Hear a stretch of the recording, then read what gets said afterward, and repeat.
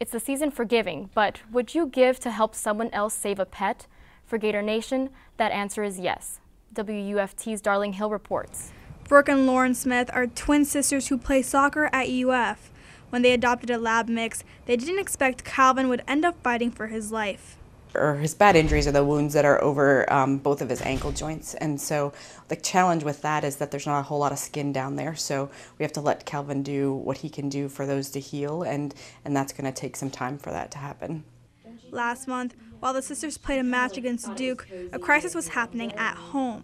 The Smith sisters say that Calvin jumped out of this window, then made his way around the home until he ended up here, where he wandered into the street and the accident happened. Calvin was hit by a car and had to have 2 surgeries. I don't think it was really a question about if we were going to proceed with the surgery or anything. From there, it was just how are we going to get the money and make this happen. The twins created a GoFundMe page. They needed $10,000 to help cover months of recovery. When we woke up that next morning, we had $2 or $3 grand already, and that happened all overnight.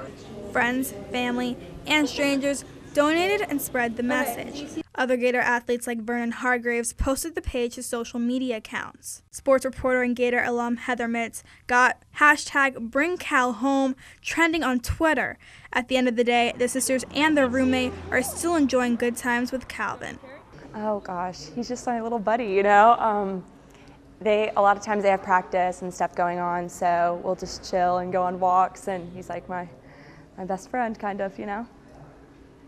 The Smith sisters are grateful for all the support, but may need to raise another $3,000 for follow-up care, and Calvin may face another surgery before being fully recovered. Darling Hill, WUFT News.